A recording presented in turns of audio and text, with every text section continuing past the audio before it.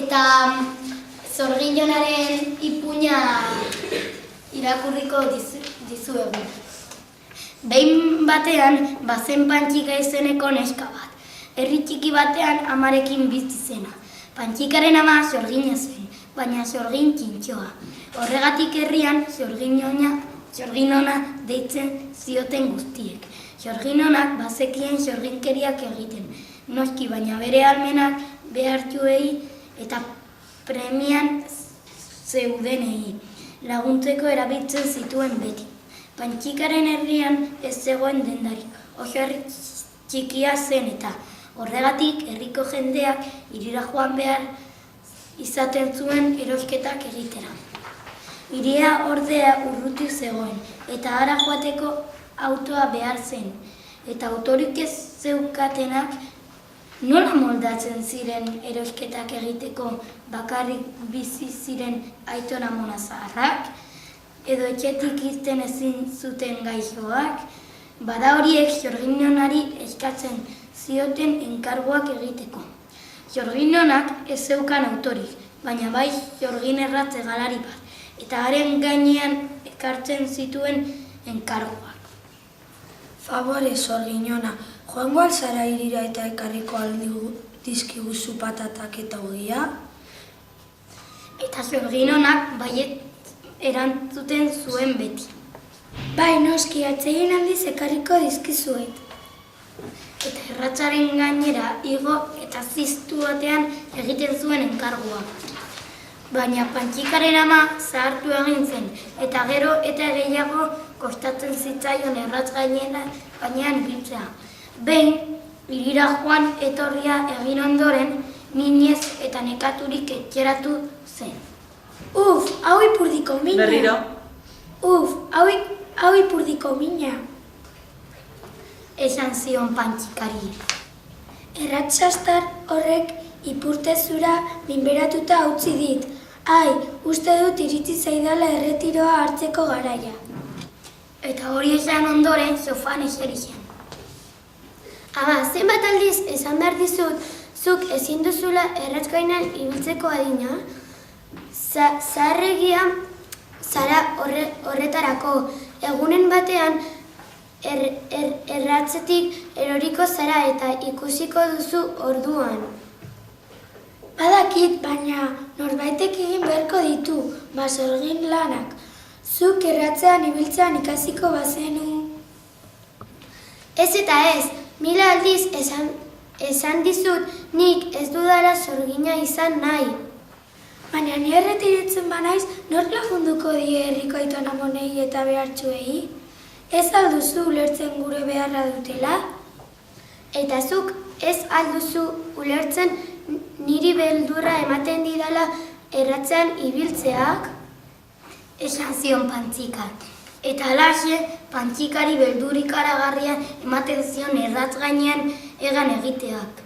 Behin saiatu zen eta hasieran oso ondo ibili zen airean egan, baina lur hartzerakoan, ai ama, ez zuen asmatu erratza gelditzen eta zuhaitz bat jo zuen kanka eta arrezkero ez zuen Zorgin erratzean ibili nahi. Normala da hasiera maldar samar ibiltzea, baina zoiatuz gero Ekin zion amak. Ez, Eten zion egoskor Pantxikak. gaur egun inorez da erratz gainean egan ibiltzen. Begira Supermani kapa gorri eder batekin egiten du egan. hori bada arazoa bihar hiriko Berriro. Ai. Berriro. Hori bada arazoa bihar hiriko Zorgin dendara joango gara eta kapa hegalari bat erosiko dizut.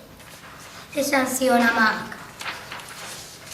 Hurrengo egunean hiriko Zorgin dendara abiatu ziren ama alaba.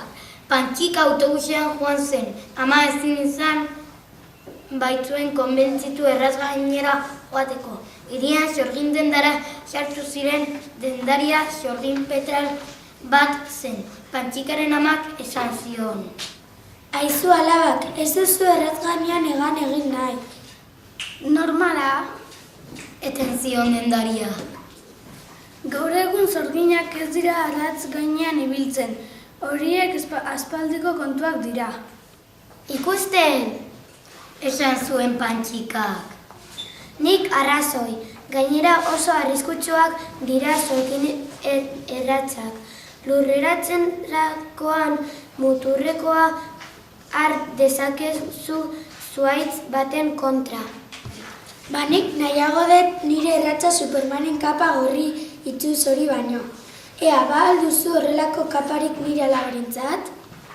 Galdetu zion amak dendariari. Zorgin dendaria harritu egin zen. Ez, egan egiteko kapak orain ez daude modan. Lehen asko saltzen nituen baino, orain, puf. Nola? Harritu zen zorginona. Orduan zerekin egiten dute egan gaurko zorgin gazte txoriburuek? Dendari pizka bat makurtu eta larruzko galtza beltz batzuk atera zituen apal batetik. Larruzko galtz beltz hauekin. Apo guztien izenean.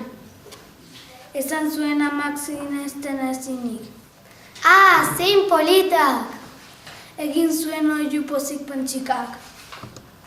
Gero ordeak eskatzen hasi zen Pantxika. Errazate zen, galtza magiko haiek gidatzea. Dendariari galdetu zion. Aizu eta zaila aldan galtza hauekin egan egitea? Mundukorik gauzarik errazena. Erantzun zion dendaria. Gora esan eta gora joango dira, eskerrera eta esan eta eskerrera joango dira, eskuinera eta eskuinera, bera eta bera. Pantxikak ordea luratzeko seguruak ote ziren jakin nahi zuen. Ez zuen berriro zuhaitz bat jo nahi. Eta lurartzeko, ez aldira arriskutsuak? Egia esan, galtzauek lurartzeko zapatilla gorri batzuekin batera saltzen ditugu. Lurartzeko zapatillekin? Azaletu zen ama. Zuek saltzeagatik baita? Dendariak ez zion kasurik egin. Beste apal batetik zapatilla gorri batzuk atera eta Pantxikari erakutsi zizkion. Zapatilla hauekin ez duzu arriskurik lurartzeko. Egan zoazela bilatu zelai bat eta esan. Lurrera ukitu zapatillekin zorua eta gozo gedituko zara. Hegazkinak bezala orduan. Esan zuen Pantxika. Igual. Erantzun zion dendariak. Galtza eta zapatilla hauek nahi ditut, ama, erosi mesedez. Tira ba! Ametu eman zuen amak. Oraintxe jantziko ditut. Eta Pantxika aldagelera joan zen galtza eta zapatilla berria probatzera. Bitartean amak probatzeko eskutatu zion dendariari. Galtza beltzak eta zapatilla gorriak? 320 euro. Esan zion dendariak. Zorginona zuri geratu zen prezioa entzundakoan. 320 euro? Horiek dira. 53.000 peseta baino gehiago. Apo guztien izenean, ez dira merkeak. Azaldatu zen zorginona. Une hartan Pantxika agertu zen bere galtza eta zapatilla berriekin, oso pozik zegoen. Tira ba, alaba pozik ikustean ere zerbait balio du. Esan zuen amak dendariari ordainduz. Goazen ama, galtza eta zapatilla hauekin egan zer moduz egiten den probatu behar dut. Daukaten prezioarekin egan bakarrik ez, kontuan ere egin beharko lukete horiek. Esan zion amak. Ama alabek egan egin zuten bueltako bidea. Ama erratzaren gainean eta Pantxika bere laluzko galtza berriekin. Etxera heldu ziren Pantxikak lurrera esan zuen eta zapatillak lurra ukituz. Gozo gelditu zen. Gaur nik egingo dizkiet enkarguak herriko aiton amonei. Esan zuen Pantxikak, eta amari musu eman eta egan joan zen berriro. Sorgin onak barre egin zuen pozik. Eta handik aurrera ama etxean geratzen zen eta Pantxikak egiten zizkien enkarguak, aiton amona gaixo eta behartzuei. Eta oso pozik egiten zituen larruzko galtza beltzekin eta zapatilla gorriekin oso erreza eta divertigarria baitzen egan egitea.